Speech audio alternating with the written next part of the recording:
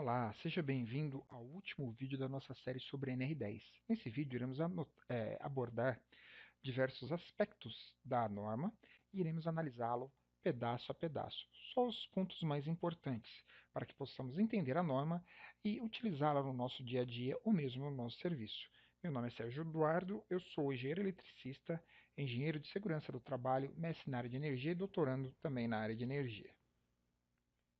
Bom, para que possamos começar, devemos entender que a NR10 ela foi elaborada por um grupo tripartite. O que isso quer dizer? Haviam três partes, sendo que uma parte era constituída por profissionais da área, outra parte por funcionários e a última parte por empresários. Eles debateram de modo a poder chegar no ponto final da norma de acordo com como ela é hoje. Tudo bem? Então, são esses pontos específicos que iremos estar analisando. Bom, a norma ela possui 14 itens. No item 1, que é objetivo e campo de aplicação, nós temos no item 1.1. Esta norma regulamentadora estabelece os requisitos e condições mínimas, objetivando a implementação de medidas de controle e sistemas preventivos, de forma a garantir a segurança e a saúde dos trabalhadores que direta ou indiretamente interagem em instalações elétricas e serviços com eletricidade. Então, tudo que é apresentado aqui na NR10 é o mínimo que você deve fazer. Você pode até estar adotando, né, metodologias diferentes para você anexar ao que você já é obrigado a fazer pela norma, mas tudo que é colocado aqui é o mínimo que deve ser feito. A NR10 se aplica à geração, transmissão, distribuição e consumo. Então, até o consumidor está envolvido na NR10. Inclui projeto, construção, montagem, operação, manutenção e quaisquer trabalhos realizados às suas proximidades, observando-se normas técnicas oficiais estabelecidas pelos órgãos competentes e, na ausência ou omissão destas, as normas internacionais. Então, ele se aplica até o consumidor, em todo tipo de trabalho, desde o projeto até a manutenção do mesmo, seja uma instalação, seja uma máquina, né? Só que nós devemos obedecer o seguinte critério. Ele recomenda, né, exatamente aqui no item 1.2, que sigamos as normas técnicas oficiais nacionais. Na ausência delas, nós poderemos sim estar procurando normas internacionais. Na ausência de normas internacionais, iremos procurar o manual do fabricante, né, do que quer que esteja do nosso interesse, seja uma máquina, seja exatamente uma instalação elétrica. No final, se não tivermos nenhum deles, poderemos contratar então um engenheiro para que ele nos indique como deve ser realizado o serviço. Já no item 10.2, temos as medidas de controle que devem ser utilizadas, né, para que possamos neutralizar ou minimizar os riscos, né? As medidas de controle elas foram abordadas necessariamente no vídeo de NR10 no capítulo 2. Mas nós temos aqui, por exemplo, aquisição de equipamentos e materiais, capacitação, qualificação, habilitação e autorização, análise preliminar de riscos, elaboração de procedimentos operacionais com relação de ferramental, etc., especificação de EPI e EPC, planos para emergência, diagrama unifilar, auditorias, ensaios e testes, manutenção preditiva e preventiva, adequação das instalações, laudos técnicos e voltamos para a aquisição de materiais. Bom, isso é o que devemos fazer para manter a nossa instalação em dia, tá? Nós vamos continuar analisando a norma. No item 2.1 está dizendo que em todas as intervenções e instalações elétricas devem ser adotadas medidas preventivas de controle do risco elétrico e de outros riscos adicionais, mediante técnicas de análise de risco, de forma a garantir a segurança e a saúde no trabalho.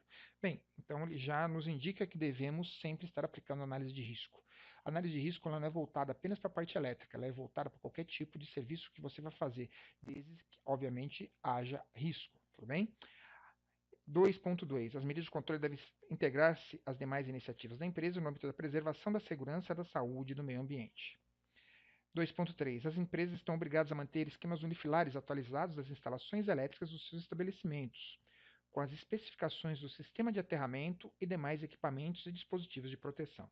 Gente, entre várias empresas que eu visitei ao longo dos anos, apenas duas eu pude constatar que possuem o diagrama unifilar em dia, que é o diagrama da instalação elétrica da empresa. Uma é porque é uma empresa nova, né, eu não vou ficar citando nomes, então ele tinha tudo isso em dia, e uma outra porque bateu uma fiscalização, e no prazo de 3 meses, se eles não se adequassem, a empresa seria fechada. Nas demais, eu nunca vi uma empresa ter um diagrama unifilar em dia, tá? Mas é necessário, de acordo como está indicando aqui pelo item 2.3. No item 2.4, nós temos os estabelecimentos com carga instalada superior a 75 kW devem constituir e manter o prontuário das instalações elétricas. 75 kW é algo baixo. Então, todas as empresas, né, que normalmente a parte de produção devem sim constituir esse prontuário.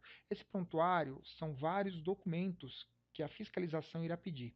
Dependendo da empresa, se for uma empresa pequena, esse prontuário ele pode chegar a ser uma pasta. Se for uma empresa grande, com uma grande carga de trabalho, um grande volume de pessoas trabalhando para ela, esse prontuário ele pode chegar a ser uma biblioteca, para você ter uma ideia. Tá? O que vai estar envolvido? Vai estar envolvido EPI, EPC, procedimento de trabalho, ordem de serviço, todas as documentações, inclusive os atestados médicos de cada um dos seus funcionários. 2.5. As empresas que operam instalações e equipamentos integrantes do sistema elétrico de potência devem constituir prontuário com conteúdo do item 10.2.4 e acrescentar ao prontuário os documentos a seguir. Descrição dos procedimentos para emergências e certificações de equipamentos de proteção coletiva e individual. Então, olha só, o que é o CEP? Sistema Elétrico de Potência, ou seja, empresas que trabalham com uma tensão superior a 1.000 volts.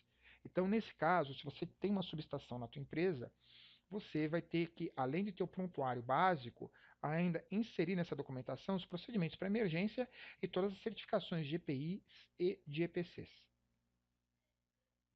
O prontuário das instalações elétricas deve ser organizado e mantido atualizado pelo empregador ou pessoa formalmente designada pela empresa, devendo permanecer à disposição dos trabalhadores envolvidos nas instalações e serviços com eletricidade. Então, alguém deve ser escolhido para poder tomar conta dessa documentação e tem que estar à disposição tanto da fiscalização como dos trabalhadores. 2.7. Os documentos previstos no prontuário das instalações elétricas devem ser elaborados por profissional legalmente habilitado. Aqui nós estamos falando de quem? Um engenheiro, tá? Ele legalmente habilitado, ele tem que ter o CREA dele ativo, tá? Porque ele vai emitir ARTs e ele vai ter a responsabilidade técnica em cima dessa documentação que ele vai estar cuidando. Então, é uma responsabilidade grande para uma pessoa tomar conta disso. Eu já fui em empresas onde o que elas fazem? Elas contratam um engenheiro para passar uma vez por mês nelas, né, para ver essa parte de documentação. Gente, uma vez por mês, um engenheiro de segurança passar na tua empresa é para tomar café. Tá? Esse engenheiro ele não tem a mínima ideia da responsabilidade que vai cair nas costas dele caso aconteça alguma coisa. Às vezes ele está precisando de trabalho, como recentemente nós temos visto, muitos engenheiros trabalhando como técnico, ou mesmo trabalhando com outras áreas que não tem nada a ver com o que estudaram. Então muitas vezes ele aceita ficar nessa situação, o que é muito triste. Tudo bem? Não recomendo a ninguém fazer esse tipo de coisa. Quem for trabalhar com parte de NR10, documentações, etc., tem que ser muito bem remunerado devido à responsabilidade que essa pessoa tem. Bom, nas medidas de controle, nós temos, né, na parte de proteção coletiva, a desinerização, tensão de segurança, isolação de parte viva, obstáculo, barreira, sinalização. Vimos tudo isso na parte 3 da série de NR10. No item 2.8.1, temos que em todos os serviços executados em instalações elétricas devem ser previstas e adotadas prioritariamente medidas de proteção coletiva, aplicáveis mediante procedimentos às atividades a serem desenvolvidas de forma a garantir a segurança e a saúde dos trabalhadores. Então, sempre vou priorizar o EPC e quando não for suficiente, aí sim eu vou tomar outras providências. Que outras providências? No item 2.8.2 nós temos as medidas de proteção coletiva compreendem prioritariamente a desenerização elétrica, conforme estabelece a SNR, e na sua impossibilidade o emprego de tensão de segurança. Então ela sempre vai focar o EPC, preferencialmente a desenerização. Só que, como falei, nem sempre dá para você fazer o aterramento temporário. Então, se não dá para fazer aterramento, não está desenerizado, está apenas desligado. Nesse caso, você vai ter que adotar outras medidas de segurança. Na impossibilidade de implementação do estabelecido no subitem 2.8.2, devem ser utilizadas outras medidas de proteção coletivas, tais como isolação de partes vivas, obstáculos, barreiras, sinalização, sistema de seccionamento automático de alimentação, bloqueio de religamento automático. 2.8.3. O aterramento das instalações elétricas deve ser executado conforme regulamentação estabelecida pelos órgãos competentes e, na ausência desse, atender às normas internacionais. Tá? Mas na parte de aterramento, nós vamos obedecer a NBR 5419, que é toda aquela parte do SPDA, como eu já falei para vocês em vídeos anteriores. Aqui nós temos as medidas de controle na parte de EPI, capacete, óculos, luva, vestimenta, só que como Só para relembrar vocês, quando eu te dou EPI, eu estou afirmando por A mais B que eu não eliminei o risco, não consegui neutralizar ele.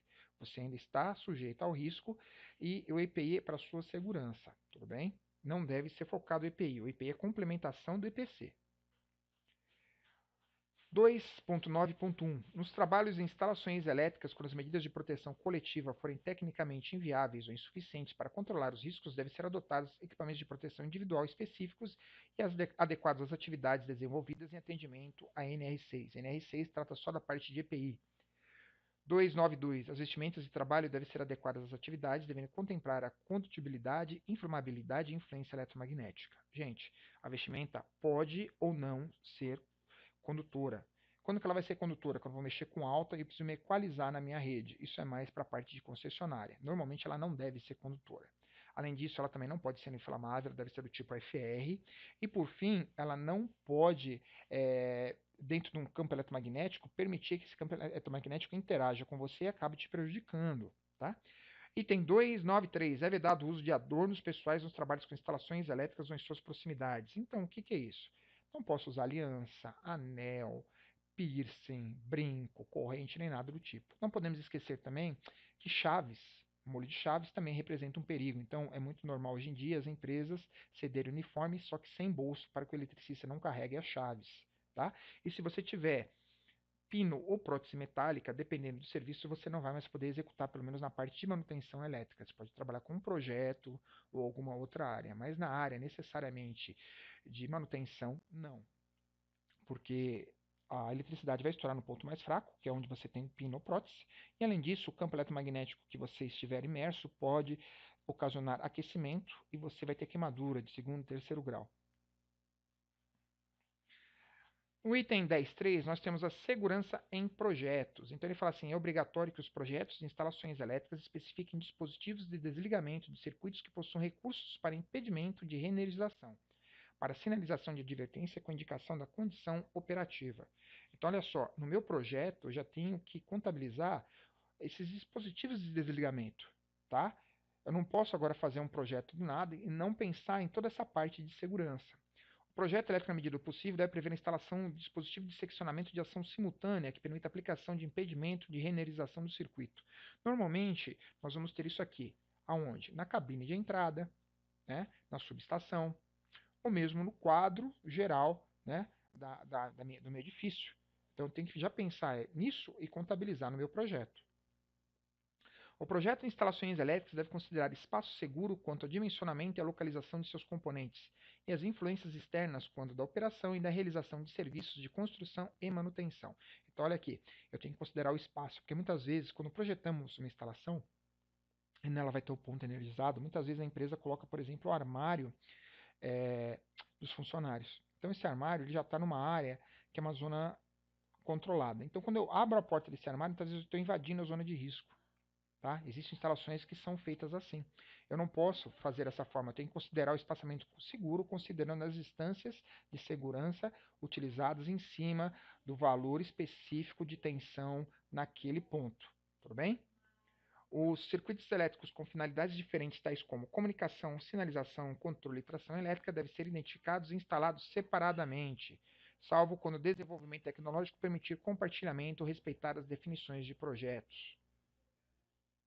Gente, a gente nunca vai misturar a comunicação ou qualquer circuito de controle com um circuito de potência. Isso não é feito nem para um dispositivo simples como um celular ou computador ou qualquer coisa, porque a parte de potência ela vai interferir, vai gerar interferência na parte de controle e muitas vezes a máquina vai funcionar totalmente em pane, né? De uma forma totalmente errada. Então nós nunca vamos misturar, nós temos que separar os circuitos. O projeto deve definir a configuração do esquema de aterramento, a obrigatoriedade ou não da interligação entre o condutor neutro de proteção e a conexão à terra das partes condutoras não destinadas à condução da eletricidade. Então já tenho que pensar na configuração do meu sistema de aterramento. Se for uma instalação nova, eu posso fazer o quê? Eu posso fazer uma malha de aterramento. Se for uma instalação existente, eu vou ter que fazer de uma outra forma esse meu aterramento. Mas ele tem que atender o quê? Esse aterramento ele tem que indicar uma resistividade menor, né, do que 10 ohms, para garantir a segurança das pessoas que estão trabalhando. 3.5. 5. Sempre que for tecnicamente viável e necessário, deve ser projetado dispositivos de seccionamento que incorporem recursos fixos de equipotencialização e aterramento do circuito seccionado. 3.6. Todo projeto deve prever condições para adoção de aterramento temporário. 3.7. O projeto da instalação elétrica deve ficar à disposição dos trabalhadores autorizados, das autoridades competentes e de outras pessoas autorizadas pela empresa e deve ser mantido atualizado. O projeto elétrico deve atender ao que dispõem as normas regulamentadoras de saúde e segurança do trabalho, as regulamentações técnicas oficiais estabelecidas e ser assinado por profissional legalmente habilitado, ou seja, alguém que tenha o CREA, o Conselho de Classe. No item 3.9, nós temos que o memorial descritivo do projeto deve conter no mínimo os seguintes itens de segurança. Primeiramente, especificação de característica relativa à proteção contra choque elétrico, queimadura e outros riscos adicionais. E identificação de posição dos dispositivos de manobra dos circuitos elétricos, verde desligado e vermelho ligado. O que é isso, gente? Pensa da seguinte forma: no farol, a gente tem que o vermelho é o perigo e o verde é que você pode ir. Tá? Só que entre o sistema de controle e o sistema de sinalização, eu posso ter uma diferença. Então, na minha sinalização, ele vai me indicar o seguinte: vermelho, tá? É o perigo. E o verde, eu estou livre para fazer minha manutenção. Só que na máquina, quando eu vou operar, o vermelho significa desligar a máquina e o verde significa ligar. Então, se eu não souber dessa diferença, eu posso me acidentar. Eu posso considerar que o verde, né, necessariamente seja desligar e eu estou livre para poder trabalhar. Não é bem assim. Existe diferença entre o sistema de controle da minha máquina e o sistema de sinalização. Por isso ele tem que ser muito bem indicado para evitar qualquer tipo de acidente. C. Descrição do sistema de identificação de circuito elétrico e equipamento, incluindo dispositivo de manobra, controle de proteção, intertravamento dos condutores e os próprios equipamentos e estruturas, definindo como tais indicações devem ser aplicadas fisicamente nos componentes das instalações.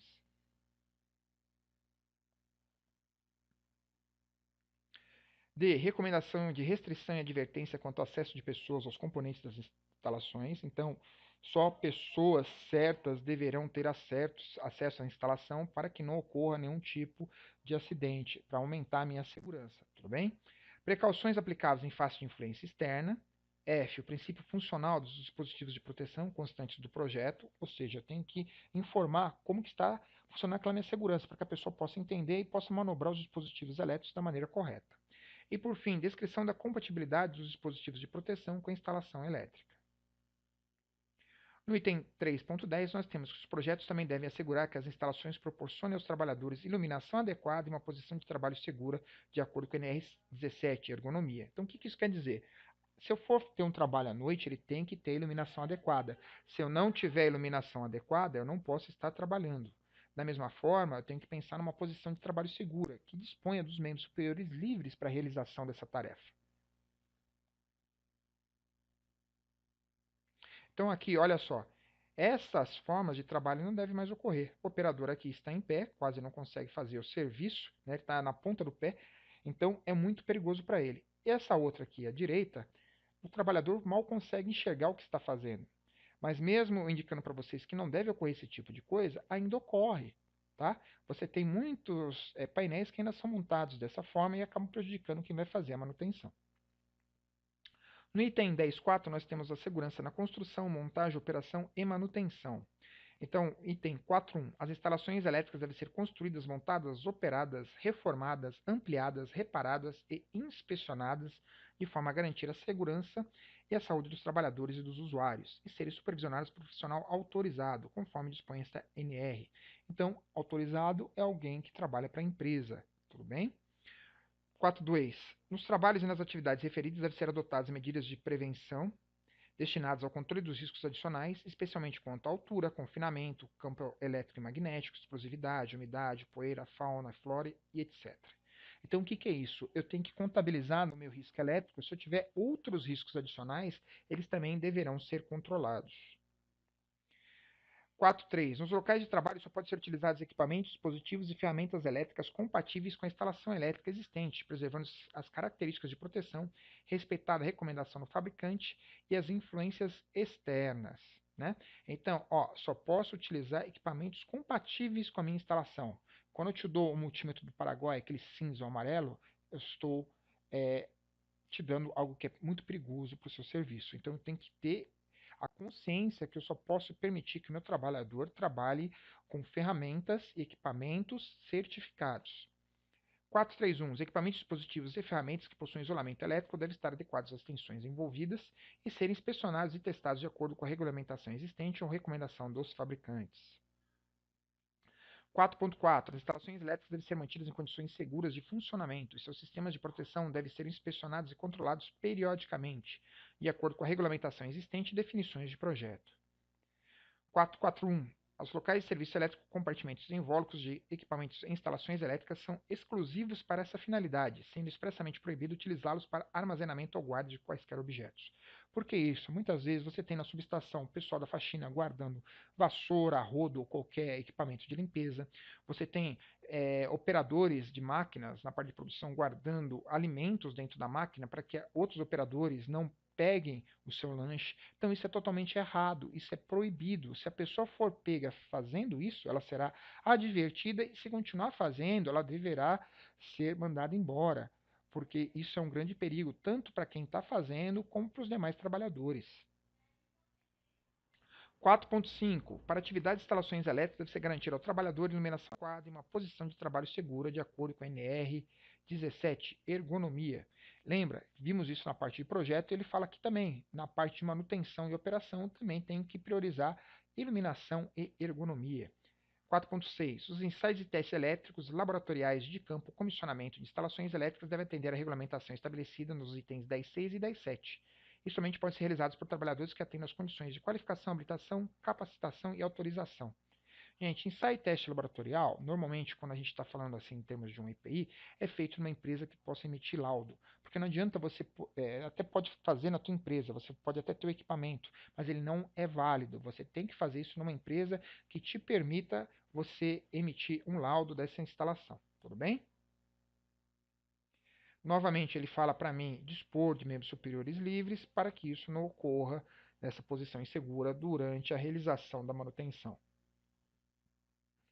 No item 10.5, nós temos a segurança em instalações elétricas desenergizadas. Tá? Então, olha só, somente serão consideradas desenergizadas as instalações elétricas liberadas para trabalho mediante os procedimentos abaixo: seccionamento, bloqueio, medição de tensão, instalação do aterramento temporário, proteção dos elementos energizados de acordo com a distância de segurança baseada no nível de tensão que você está atuando, e, por fim, instalação da sinalização de impedimento de reenergização. O item 5.2 ele já fala da parte de reenergização. Então, o estado de instalação desenergizada deve ser mantido até autorização para reenergização, devendo ser reenergizada respeitando a sequência de procedimentos abaixo: retirada de ferramentas, utensílios e equipamentos, retirada da zona controlada dos trabalhadores não envolvidos no processo de reenergização, remoção do aterramento temporário, remoção da sinalização de impedimento de reenergização e, por fim, destravamento, ou seja, retirar o bloqueio. Agora, repara aqui no item 5.3. As medidas constantes das alíneas apresentadas no item 5.1 e 5.2, desenergização e reenergização, podem ser alteradas, substituídas, ampliadas ou eliminadas em função de peculiaridade de cada situação, por profissional legalmente habilitado, autorizado e mediante justificativa técnica previamente formalizada, desde que seja mantido o mesmo nível de segurança originalmente preconizado. Ou seja, para eu mudar, ampliar ou eliminar qualquer item, eu tenho que garantir esse mesmo nível de segurança, tá? E quem que vai poder garantir isso? O engenheiro, porque ele vai emitir uma RT e vai ter responsabilidade técnica em cima disso que ele está falando. 5.4. Os serviços a serem executados em instalações elétricas desligadas, mas com possibilidade de energização por qualquer meio ou razão, devem atender o que estabelece o disposto no item 10.6. O que é isso? Se eu não conseguir fazer o aterramento, ela não está desenergizada, ela está desligada. Tá? E se ela pode se tornar ligada novamente, eu vou trabalhar nela a todo momento como se ela já estivesse ligada. Porque se me pegar de surpresa, né, eu já estarei com todos os equipamentos de proteção e não vai acontecer nada. Então, item 10.6, segurança e instalações elétricas energizadas. 6.1. As intervenções de instalações elétricas com tensão igual ou superior a 50 volts alternado ou 120 volts contínua somente podem ser realizadas por trabalhadores que atendam ao que estabelece o item 10.8 dessa norma. Essa é a parte de qualificação, habilitação e etc. Os trabalhadores de que trata o item anterior devem receber treinamento de segurança para trabalhos com instalações elétricas energizadas com currículo mínimo, carga horária e demais determinações estabelecidas no anexo 2. Tá? Então, o que ele fala aqui é, no mínimo, uma carga horária para formação de 40 horas. Tá? Dentro dessas 40 horas, normalmente eu tenho o quê? Eu tenho normalmente, tá? Eu tenho normalmente 24 horas de riscos elétricos, 8 horas de primeiros socorros e 8 horas de combate a incêndios. Mas eu posso estar substituindo, por exemplo, eu já tenho primeiros socorros, então eu posso substituir, por exemplo, por trabalho em altura, tá? A norma ela permite que nós temos essa adaptabilidade, né? Essa adaptação, ela permite que eu possa me adaptar. Bom, no item 6.1.2, as operações elementares, como ligar e desligar circuitos elétricos realizados em baixa tensão, com materiais e equipamentos elétricos em perfeito estado de conservação adequados para operação, podem ser realizados por qualquer pessoa não advertida. Gente, o que isso quer dizer? Lembra que a norma NR10 ela aborda até a parte do consumo, então o consumidor está envolvido. Se não fosse por esse item 6.1.2, todo mundo, até mesmo para ligar uma batedeira, teria que fazer um curso de NR10. Então, como ele fala, já que você vai só ligar e desligar um equipamento em baixa tensão e esse equipamento ele vai estar em perfeito estado de conservação e isolado, você não precisa fazer o treinamento de NR10. Tá? 10.6.2. Os trabalhos que exigem o ingresso na zona controlada devem ser realizados mediante procedimentos específicos, respeitando as distâncias previstas no anexo 1, a parte de distâncias de segurança. 6.3. O serviço de instalações elétricas energizados ou em suas proximidades deve ser suspenso de imediato na iminência de ocorrência que possa colocar os trabalhadores em perigo. Então, detectei um risco imediato, tá? Um risco iminente, eu não tenho como controlar, neutralizar esse risco, eu devo suspender o trabalho. 6.4. Sempre que inovações tecnológicas forem implementadas ou para a entrada em operações de novas instalações, os equipamentos elétricos devem ser previamente elaborados análises de risco desenvolvidas com circuitos desenergizados. Ou seja, antes de ligar qualquer coisa, eu vou fazer uma análise de risco para determinar se existe o risco ou não e as medidas de controle. 6.5. O responsável pela execução do serviço deve suspender as atividades quando verificar situação ou condição de risco não prevista, cuja eliminação ou neutralização imediata não seja possível. 10.7. Trabalhos envolvendo alta tensão. Tá? 7.1. Os trabalhadores que intervêm em instalações elétricas energizadas com alta tensão, que exercem suas atividades dentro dos limites estabelecidos como zonas controladas de risco, devem atender o disposto do item 10.8, ou seja, a parte de habilitação e qualificação que já vamos falar. 7.2. Os trabalhadores que tratam o item anterior, 7.1, devem receber treinamento de segurança específico em segurança no sistema elétrico de potência, em suas proximidades, com currículo mínimo, carga horária e demais determinações estabelecidas no anexo 2. Gente, aqui ele fala o seguinte: se você vai trabalhar com uma tensão acima de 1000 volts, então você vai ter que fazer um outro curso chamado de CEP, Sistema Elétrico de Potência. Esse curso também contém 40 horas. Só que diferentemente do curso de formação, onde eu posso ter, por exemplo, até um faxineiro fazendo, porque ele vai ingressar numa área de risco, né? Na área de controle, porque ele vai fazer a faxina, por exemplo, da subestação. Então ele vai ter esse conhecimento para poder se preservar. No CEP eu só vou ter pessoas da área, pessoas técnicas, porque é um treinamento bem técnico. Então nele nós vamos fazer o quê? Vamos abordar toda a parte do sistema elétrico de potência, vamos trabalhar com diagramas unifilares, entender como é que você faz uma manobra. Tá? Diferentemente do curso de formação, que ele é dividido em riscos elétricos, combate a incêndio e a parte de primeiros socorros, no CEP, necessariamente, as 40 horas elas são feitas em cima de riscos elétricos. 7.3. Os serviços de instalações elétricas energizadas em alta tensão, bem como aqueles executados no sistema elétrico de potência, não podem ser realizados individualmente.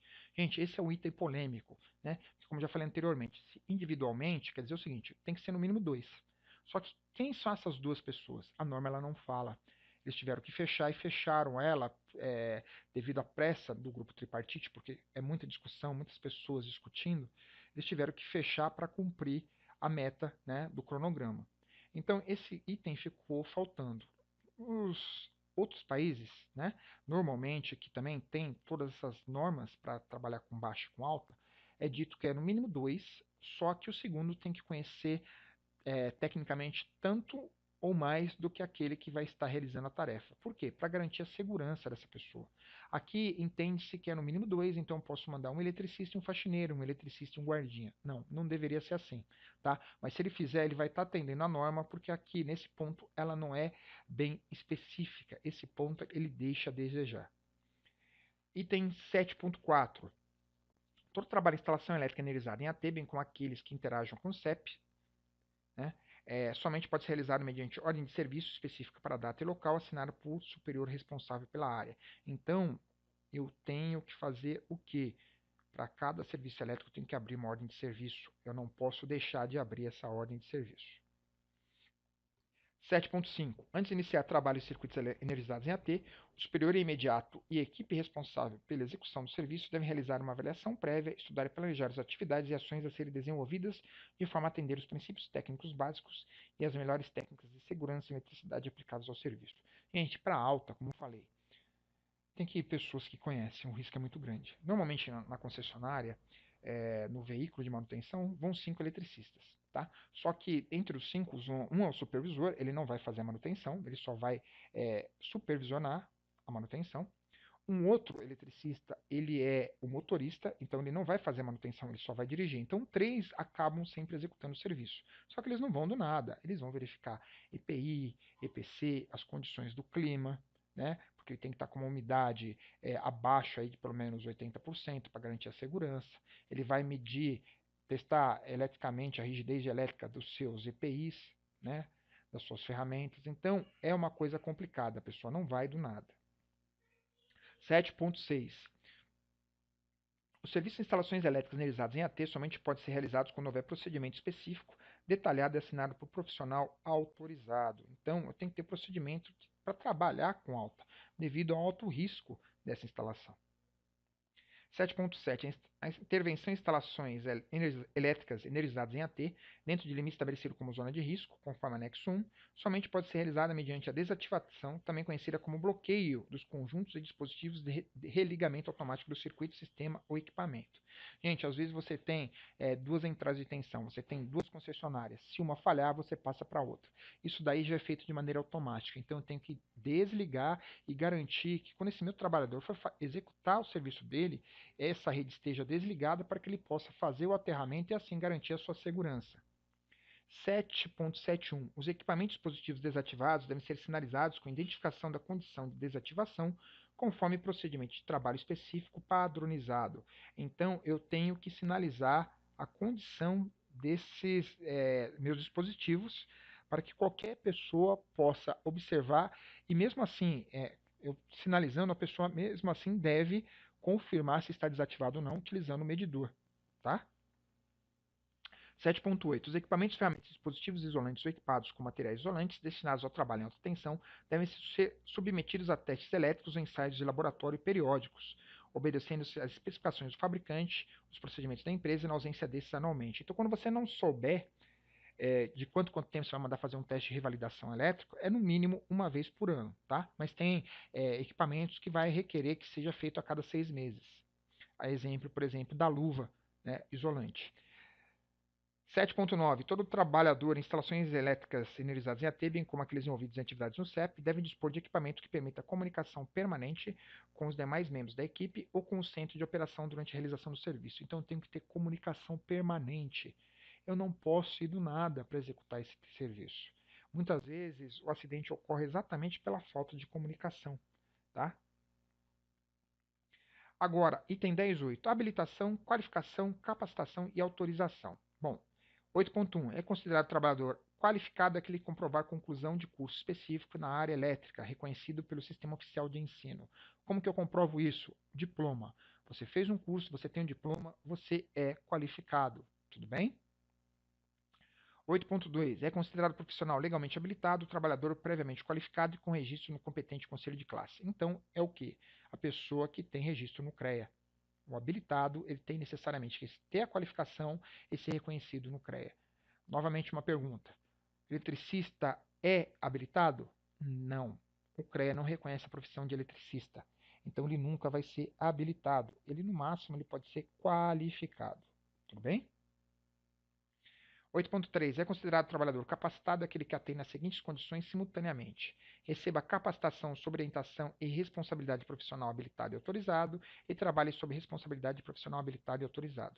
Então, para que o seu curso de NR10 seja válido, você precisa fazê-lo sob supervisão, né, de que o seu professor tenha necessariamente registro no CREA para que ele possa emitir, né, uma ART, né, em cima desse curso que ele ministrou para você. Então, você aí vai ser capacitado, tá? Só que eu tenho dois tipos de capacitação. Eu tenho um profissional da área elétrica que vai fazer a manutenção, ele já tem um conhecimento elétrico, então ele recebe essa capacitação na parte de NR10 e vai executar o serviço.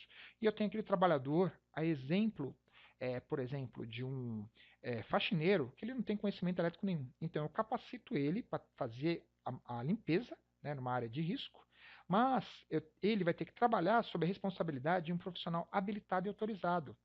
Tá? Então, por exemplo, ele vai limpar dentro da subestação, o chefe dele tem que ser habilitado e autorizado, porque ele pode fazer besteira. Ele não tem um conhecimento elétrico, ele teve um pouquinho de conhecimento de segurança. 831. A capacitação só terá validade para a empresa que o capacitou nas condições estabelecidas pelo profissional habilitado e autorizado responsável pela capacitação. Ou seja, só vale para a empresa essa capacitação. Se ele sair, ele vai ter que fazer uma nova capacitação. 8.4. São considerados autorizados os trabalhadores qualificados ou capacitados e os profissionais habilitados com a anuência formal da empresa. Ou seja, depois que eu fiz uma integração, né, a empresa ela me dá essa permissão para eu poder estar trabalhando lá dentro. 8.5. A empresa deve estabelecer sistema de identificação que permita a qualquer tempo conhecer a abrangência da autorização de cada trabalhador. Então, é aquela sinalização, por exemplo, através de crachá, capacete ou uniforme, para que a gente possa saber se aquele funcionário ele está trabalhando adequadamente no ponto que lhe cabe. 8.6. Os trabalhadores autorizados a trabalhar em instalações elétricas devem ter essa condição consignada no sistema de registro empregado da empresa. Ou seja, no registro dele estará escrito, ele pode trabalhar com a parte elétrica. Da mesma forma que se você for operador de empilhadeira, também vai estar isso no seu registro. Esse registro ele é válido para cada tipo de trabalho que você está executando, principalmente se envolver algum tipo de risco. 8.7. Os trabalhadores autorizados a intervir em instalações elétricas devem ser submetidos a exame de saúde compatível com as atividades a serem desenvolvidas e realizar em conformidade com a NR7 registrada em seu prontuário médico. 8.8. Os trabalhadores autorizados a intervir em instalações elétricas devem possuir treinamento específico sobre os riscos decorrentes do emprego da energia elétrica e as principais medidas de prevenção de acidente em instalações elétricas. 8.8.1. A empresa considerará autorização na forma dessa NR aos trabalhadores capacitados ou qualificados e aos profissionais habilitados que tenham participado com avaliação e aproveitamento satisfatório dos cursos constantes do anexo 2. Embora ele não fale o que é um aproveitamento satisfatório, a maior parte das empresas e escolas adota uma nota mínima de 7. Tudo bem? 8.8.2. Deve-se realizar um treinamento de reciclagem bienal e sempre que ocorrer alguma das situações a seguir. Ou seja, a cada 2 anos eu vou ter que fazer um treinamento de reciclagem. Só que nessas 3 situações que eu vou falar agora, se uma delas ocorrer, você vai ter que fazer a reciclagem antes de vencer 2 anos. Primeiro, troca de função, mudança de empresa. Por quê? Entende-se que o risco é outro. Então você deve fazer uma nova capacitação. B. Retorno de afastamento do trabalho e inatividade por período superior a 3 meses. Porque você vai esquecer a parte de segurança. Tá? Você não vai lembrar nesses 3 meses de nada. Então é sempre bom você estar relembrando os fatores de risco. C. Modificações significativas das instalações elétricas ou troca de métodos, processos e organização do trabalho. Se mudou o processo, eu tenho que estar repassando isso para o meu funcionário. Isso vai ser através da capacitação. Tá? Normalmente, as empresas evitam, elas não atendem esses 3 requisitos. Tá? Elas fazem um pouco de vista grossa, tá? Mas o certo é a pessoa estar refazendo essa capacitação. 8.8.3. A carga horária e o conteúdo programático dos treinamentos de reciclagem destinados ao atendimento das alíneas A, B e C deve atender às necessidades da situação que o motivou. Ou seja, não existe tempo mínimo ou máximo para uma reciclagem. Eu posso dar uma reciclagem com 1 hora, 2, 3, 8, 24 horas, depende do que interessa para a empresa. Tá? Mas não tem um tempo específico, diferentemente do curso de formação e do curso de CEP, que são no mínimo 40 horas. 8.8.4. Os trabalhos em áreas classificadas devem ser precedidos de treinamento específico de acordo com o risco envolvido. Ou seja, a área classificada é um outro tipo de risco que nós abordamos no vídeo 1, então eu também tenho que ter treinamento para trabalhar nessa situação. 8.9. Os trabalhadores com atividades não relacionadas às instalações elétricas desenvolvidas em zona livre e na vizinhança da zona controlada, conforme define a CNR, devem ser instruídos formalmente com conhecimentos que permitam identificar e avaliar seus possíveis riscos e adotar as precauções cabíveis. Por isso que a gente separa a área onde a gente vai trabalhar para que essas pessoas não se acidentem. Então aqui, vamos analisar. Eu tenho só o mouse aparecer aqui. Pronto, apareceu aqui. De vez em quando o ponteiro some e não consigo visualizar. Então eu tenho aqui necessariamente um profissional qualificado ou habilitado, ele recebe uma capacitação, né, de NR10 e ele vai estar autorizado a trabalhar.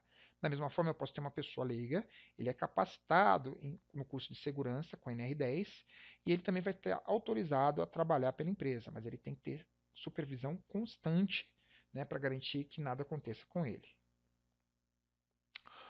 10.9. Proteção contra incêndio e explosão. As áreas onde houver instalações ou equipamentos elétricos devem ser dotadas de proteção contra incêndio e explosão, conforme dispõe a NR23. A NR23 ela não é muito específica na parte de proteções, tudo bem? Então, o que é normalmente adotado na NR23? Que você vai seguir as instruções técnicas do Corpo de Bombeiros de São Paulo, né? Assim como toda a parte do decreto estadual, né, sobre que rege a parte de incêndio aqui em São Paulo, porque ele é mais indicado para o Brasil inteiro, devido à sua atualização ser uma das mais recentes. Aliás, é a mais recente, é de 2011. Os outros decretos ou leis de incêndio deixam a desejar nos outros estados. Então, muitas vezes, eles adotam a lei aqui do estado de São Paulo. Tá? Na NE23, o ponto forte dela é obrigar a formação da brigada de incêndio. O item 10.9.2, os materiais, peças, dispositivos, equipamentos e sistemas destinados à aplicação em instalações elétricas de ambientes com atmosferas potencialmente explosivas devem ser avaliados quanto à sua conformidade no âmbito do Sistema Brasileiro de Certificação. 9.3. Os processos ou equipamentos suscetíveis de gerar ou acumular eletricidade estática devem dispor de proteção específica e dispositivos de descarga elétrica. Então, eu estou num ambiente de incêndio, probabilidade de incêndio, eu não posso gerar eletricidade estática, eu não posso gerar nenhum tipo de faísca ou calor suficiente para botar esse gás ou esse líquido em ignição. 9.4. As instalações elétricas de áreas classificadas ou sujeitas a risco acentuado de incêndio ou explosões devem ser adotados dispositivos de proteção como alarme, seccionamento automático para prevenir sobretensão, sobrecorrente, falha de isolamento, aquecimento ou outras condições anormais. Então, começou a gerar aquecimento, eu posso botar em ignição e explodir o local. Então, eu tenho que contabilizar isso. 9.5. Os serviços de instalações elétricas nas áreas classificadas somente poderão ser realizados mediante permissão para o trabalho com liberação formalizada, conforme o item 10.5, ou supressão do agente de risco que determine a classificação da área. Ou seja, quando eu for trabalhar, eu tenho que trabalhar com todos os critérios de risco, ou então eu tenho que eliminar aquele gás, tirando ele e injetando oxigênio aos poucos para que meu trabalhador possa trabalhar com segurança. 10.10 é na parte de sinalização. Tá? Ela define para mim o que deve ser sinalizado, só que como é feita a sinalização é de acordo com a NR26. Tá? Então ele fala aqui para mim, ó, nas instalações e serviços com eletricidade deve ser adotada sinalização adequada de segurança, destinada a advertência e identificação, obedecendo o disposto na NR26. Então ele fala o quê? O que eu vou identificar? Identificação de circuito elétrico, travamento e bloqueio de dispositivos e sistema de manobra, restrição e impedimento de acesso, delimitação de área, sinalização de área de circulação, de vias públicas, veículos, etc., sinalização de impedimento de enerização e identificação de equipamento ou circuito impedido. No item 10.11, nós já temos a parte de procedimentos de trabalho. Então, 11.1. Os serviços de instalações elétricas devem ser planejados e realizados em conformidade com procedimentos de trabalho específicos, padronizados, com descrição detalhada de cada tarefa passo a passo, assinados por profissional que atenda o que estabelece o item 10.8. Então, olha só, eu tenho que ter uma pessoa habilitada ou qualificada para poder preencher um procedimento de trabalho, porque obviamente é algo que exige um conhecimento técnico. Né? Como eu já falei para vocês, até mesmo na análise de risco, se eu não souber o procedimento de realização da tarefa passo a passo, eu não consigo preencher uma análise de risco a contento. 11.2. Serviços de instalações elétricas devem ser precedidos de ordem de serviço específicas aprovadas por trabalhador autorizado, contendo no mínimo o tipo, a data, o local e as referências aos procedimentos de trabalho. Então aqui ele me indica o mínimo de informação que eu devo ter na hora que eu for criar a minha ordem de serviço. 11.3. Procedimento de trabalho deve conter no mínimo objetivo, campo de aplicação, base técnica, competência e responsabilidade, disposição geral, medida de controle e orientação final. Então, olha só, né? Objetivo. O que eu estou indo fazer? Campo de aplicação. Esses documentos se destinam aos eletricistas, técnicos, etc. Base técnica são documentações técnicas que eu me baseei. NBR 5410, NR10, NBR 14039.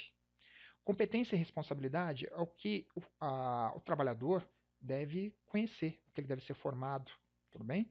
Disposições gerais são informações extras, medidas de controle são as formas de neutralizar o risco, e orientação final é qualquer informação a mais que você queira colocar na sua documentação. 11.4. Os procedimentos de trabalho, o treinamento de segurança e saúde, a autorização de que trata o item 10.8 deve ter participação em todo o processo de desenvolvimento do SESMIT, ou seja, eu tenho que ter o Departamento de Segurança do Trabalho envolvido na elaboração do procedimento de trabalho. 11.5. A autorização referida no item 10.8 deve estar em conformidade com o treinamento ministrado, ou seja, o treinamento de NR10 ou qualquer treinamento na parte de segurança tem que estar de acordo com o trabalho daquele meu operador, daquele meu eletricista. 11.6. Toda equipe deverá ter nos seus trabalhadores indicado em condições de exercer a supervisão e condução dos trabalhos. Obviamente que nós estamos falando aqui normalmente de alta, né? Porque como eu falei para vocês, muitas vezes para baixa vai uma pessoa só. Mas para alta, aqui eu tenho que ter alguém que vá supervisionar e garantir, mas ele não fala necessariamente aqui que essa pessoa tem que ser uma pessoa técnica. 11.7. Antes de iniciar trabalhos em equipe, os seus membros, em conjunto com o responsável pela execução do serviço, devem realizar uma avaliação prévia, estudar e planejar as atividades e ações a serem desenvolvidas no local, de forma a atender os princípios técnicos básicos e as melhores técnicas de segurança aplicáveis ao serviço. 11.8. A alternância de atividades deve considerar a análise de risco das tarefas e a competência dos trabalhadores envolvidos de forma a garantir a segurança e saúde no trabalho.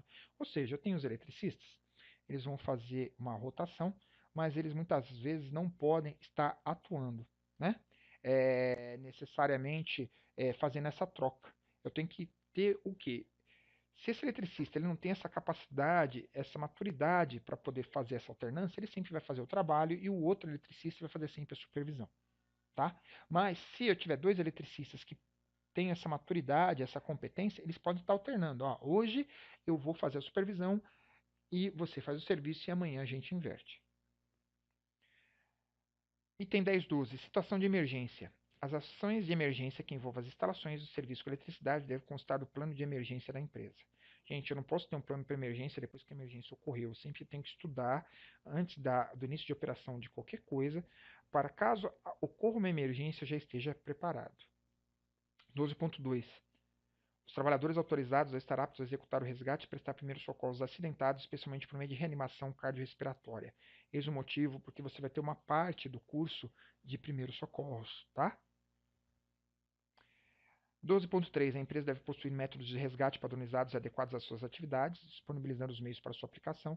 Normalmente, de acordo com a quantidade de funcionários, você vai ser obrigado na empresa a ter uma enfermeira, mais uma quantidade, duas enfermeiras, um pouco mais, um médico. Passou daquele determinado número, você vai ter que ter uma ambulância. Isso aí é de acordo com as próprias regras, né, do Ministério de Trabalho e Emprego. 12.4. Os trabalhadores autorizados devem estar aptos a manusear e operar equipamentos de prevenção e combate a incêndio existentes nas instalações elétricas. Por isso que você também vai ter uma parte que vai falar de combate a incêndio. Mas em nenhum curso de combate a incêndio NR10 você vai operar praticamente qualquer dispositivo, tá? Porque existe uma outra lei federal que proíbe. O único curso que permite que você faça essa parte prática é o curso de brigada de incêndio. Responsabilidades. 13.1. A responsabilidade quanto ao cumprimento da SNR é solidária aos contratantes e contratados envolvidos, ou seja, todo mundo é responsável por todo mundo. 13.2. É de responsabilidade dos contratantes manter os trabalhadores informados sobre os riscos a que estão expostos, instruindo quanto aos procedimentos e medidas de controle contra os riscos elétricos a serem adotados. 13.3. Cabe à empresa, na ocorrência de acidentes do trabalho envolvendo instalações elétricas e serviço de eletricidade, propor e adotar medidas preventivas e corretivas. 13.4. Cabe aos trabalhadores zelar pela sua segurança e saúde e a de outras pessoas que possam ser afetadas por suas ações ou omissões no trabalho. Lembra a responsabilidade técnica? Isso aí eu apresentei no vídeo 3. Responsabilizar-se junto com a empresa pelo cumprimento das disposições legais e regulamentares, inclusive quanto aos procedimentos internos de segurança e saúde, e comunicar de imediato ao responsável pela execução do serviço as situações que considerar de risco para a sua segurança e a saúde de outras pessoas. Item 10.14. Disposições finais. 14.1. Os trabalhadores devem interromper suas tarefas exercendo o direito de recusa sempre que constatarem evidências de riscos graves iminentes para sua saúde e segurança ou de outras pessoas, comunicando imediatamente o fato ao seu superior hierárquico que diligenciará medidas cabíveis. Ou seja, se você detectou um risco grave iminente, você pode se recusar a fazer o trabalho. Mas o que é um risco grave iminente? Tem uma pedra enorme prestes a rolar e você corre risco de esmagamento. Eu não vou fazer a manutenção. Tá? Um risco grave iminente não é, por exemplo, eu vou atravessar a rua e me recuso a ter que atravessar a rua porque eu corro o risco de ser atropelado. Eu tenho que saber como usar esse ponto da norma. Tá? Ah, mas se eu me recusar a fazer o serviço, eu não posso ser mandado embora? Poder com riscos você tem, mas o que acontece necessariamente? Né? Hoje em dia todo mundo tem celular, você pode filmar, você pode tirar foto, exatamente para constatar que você executou da forma adequada e você se recusou a fazer o serviço porque era inviável. Tudo bem? É uma proteção. Item 14.2. As empresas devem dispor de ações de controle de riscos originados por outra em suas instalações elétricas e oferecer de imediato, quando cabível, denúncia aos órgãos competentes. 14.3. Na ocorrência do não cumprimento das normas constantes na STNR, o MTE adotará providências estabelecidas na NR3. NR3 é a parte de embargo e interdição de obras, serviços. 14.4. A documentação prevista na SNR deve estar permanentemente à disposição dos trabalhadores que atuam em serviços e instalações elétricas, respeitadas as abrangências, limitações e interferências nas tarefas. 14.5. A documentação prevista na NR deve estar permanentemente à disposição das autoridades competentes. E 14.6. A SNR não é aplicável em instalações elétricas alimentadas por extra baixa tensão. Lembra? Extra baixa tensão não representa perigo para você. Você pode até tomar um tranco, mas você não vai morrer por causa dela. Então, a NR10 ela fala, ó, quando for extra baixa tensão, você não precisa se preocupar, tá? Você não precisa estar adotando todos esses princípios que foram passados aqui. Então, na parte de NR10, ele vai falar de punições, que eu já falei para vocês no vídeo anterior, no vídeo 3, que vai ser de acordo com valores de multa, de acordo com filhos voltado de acordo com o ponto do acidente que ocorreu, o dano ocasionado. Fora isso, você também vai ter que muitas vezes responder criminalmente, tá? Então, muito cuidado com isso, tá? Os pontos principais aqui, né, seriam a interdição e o embargo, né, na ocorrência do descumprimento das normas da NR10. Então, muito cuidado quanto a esses pontos. Bom, chegamos ao final dessa série sobre a NR10. Eu espero que você tenha gostado. Dê um curtir no nosso vídeo, se inscreva no nosso canal, se inscreva também no Facebook, deixe a sua pergunta, tá? E voltaremos com outras séries da parte de segurança, principalmente quanto a incêndio e outros riscos, como ambientes confinados e etc. E também não perca as outras séries de inteligência artificial e de eficiência energética no nosso canal. Muito obrigado por ter nos curtido, um grande abraço, até o próximo vídeo.